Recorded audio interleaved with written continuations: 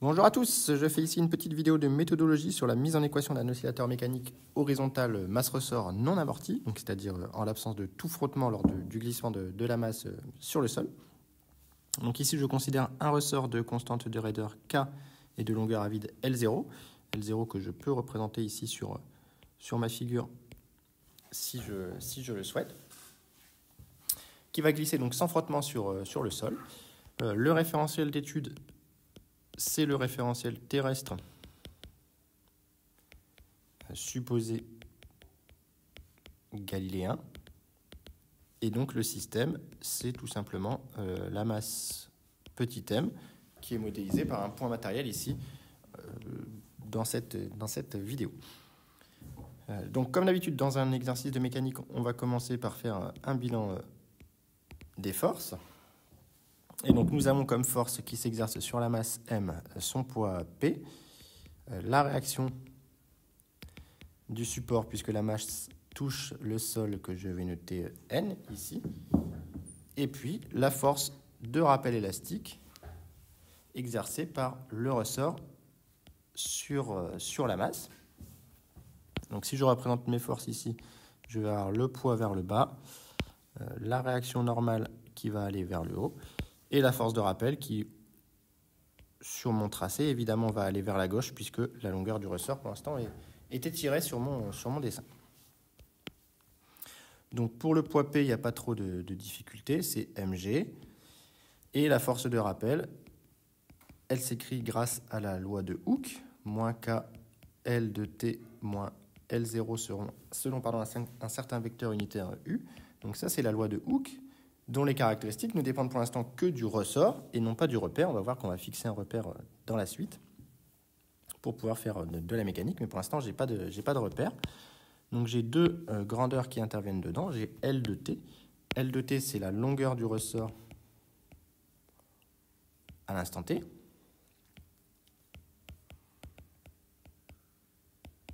Alors le vert, c'est peut-être pas un bon choix de couleur puisque j'ai déjà représenté L0, mais L de t, c'est donc la longueur du ressort à l'instant qui m'intéresse. Et U, ça va être un vecteur unitaire.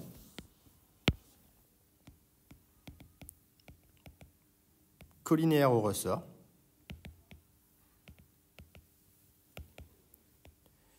Et usuellement dirigé de la partie fixe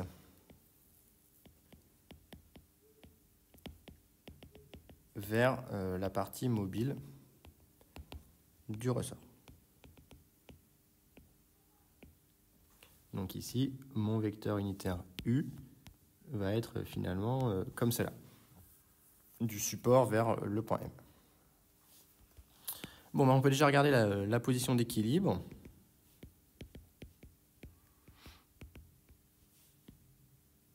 Donc la position d'équilibre, on sait qu'à l'équilibre, la somme des forces est égale au vecteur nul.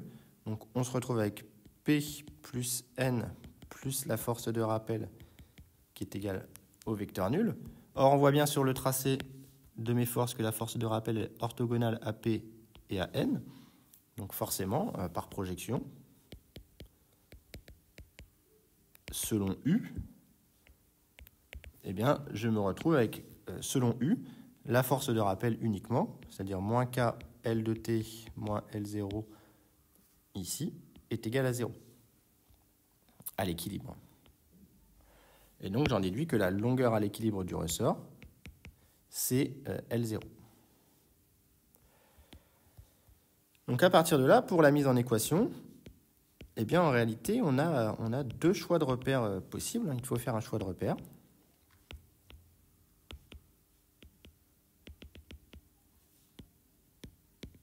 Pour appliquer la deuxième loi de Newton.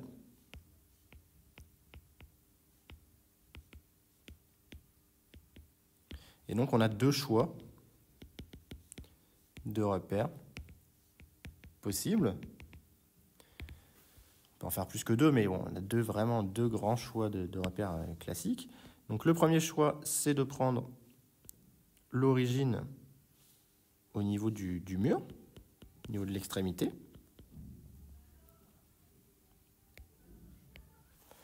Et je vais faire les deux choix pour vous montrer un petit peu les différences.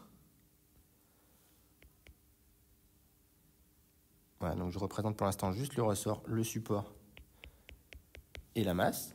Et donc, premier choix de repère, je vais venir me placer au niveau de l'extrémité du mur, X, ou Y, avec l'origine donc qui va être placée au niveau de l'extrémité.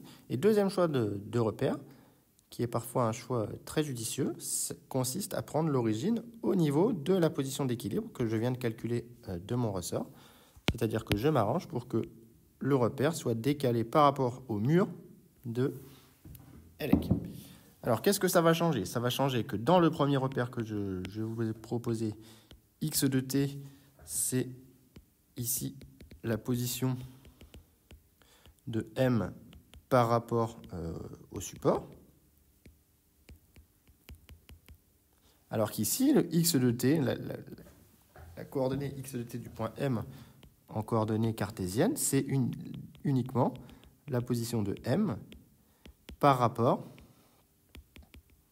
à ELEC. Et ELEC, on a vu que c'était L0. Donc ici, le x de t va toujours être décalé de L0 par rapport au support. Très bien. Donc maintenant, qu'est-ce que ça va changer? Eh bien, dans ma loi de Hooke, ça change un petit peu, puisque avec ce premier choix de repère, la longueur du ressort, L, c'est une caractéristique du ressort et non pas du repère. Donc la longueur du ressort, c'est forcément égal à x de t, ici, puisque x de t, c'est la position par rapport au mur. Alors qu'ici, la longueur du ressort, à l'instant t, eh bien, la longueur du ressort à l'instant t, c'est pas simplement x de t, puisque x de t, je vous rappelle, c'est le décalage par rapport à L0. Donc il faut penser à rajouter L0.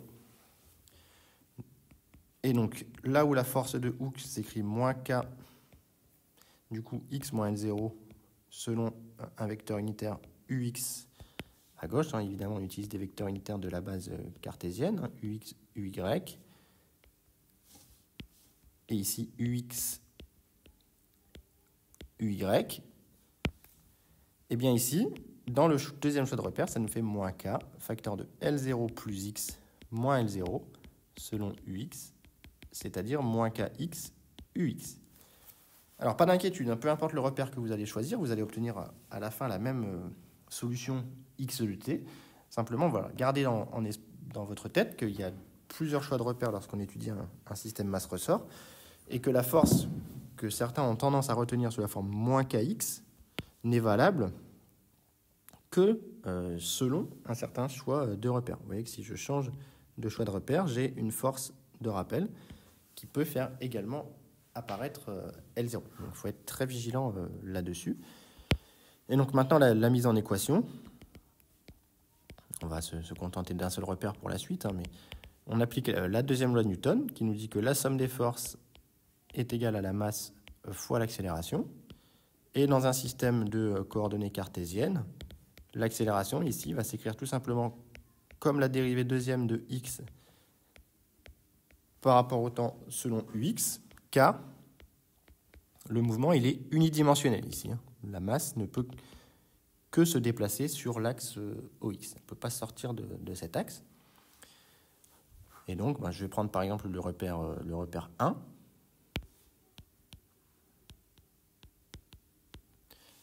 Si je prends le repère 1, eh bien, j'obtiens que la masse fois l'accélération est égale à F plus P plus N. Autrement dit, M d2x sur dt2 selon ux égale moins k x moins L0 plus, alors le poids P, il est dirigé vers le bas, ici. Donc P, c'est moins mg selon uy. Et N, c'est plus N selon uy. Donc ça me fait moins mg, j'ai oublié ux ici, pardon, moins mg uy plus n uy. Et donc par projection, on projette selon ux et uy, on se retrouve avec, selon ux, m d2x sur dt carré. Selon uy, je n'ai pas d'accélération. Selon ux, j'ai ce terme moins k x moins L0. Et selon uy, j'ai le moins mg plus n. Donc j'aboutis à deux équations. La deuxième m'informe simplement que ici n égale mg quel que soit t, c'est-à-dire que la réaction du support est constante dans cette expérience. Et la première, par contre, je l'obtiens, je peux la réécrire en divisant par m, c'est l'équation de l'oscillateur harmonique, d2x sur dt2 plus k sur m x égale k sur m L0. Donc ça, c'est l'équation de l'oscillateur harmonique. Et on identifie dans cette équation le terme le plus important de l'oscillateur harmonique, qui est oméga 0 carré. Donc on identifie oméga 0 carré égale k sur m, soit oméga 0 égale racine de k sur m, ou encore la période des oscillations, T0 égale 2pi sur oméga 0 égale 2pi racine de m sur k. Donc voilà pour cette mise en équation de l'oscillateur mécanique horizontal. Je voulais faire une petite vidéo de méthodologie, notamment pour cette histoire de repères associés au ressort, qui n'est pas toujours bien comprise de la part des étudiants. Bien comprendre que les caractéristiques du ressort n'ont pas besoin de repères. Par contre, une fois que vous faites de la mécanique, vous avez besoin de vous fixer un repère pour savoir comment vous repérez votre masse et donc comment vous déterminez vitesse et accélération. Et donc là, c'est en faisant ce choix de repère que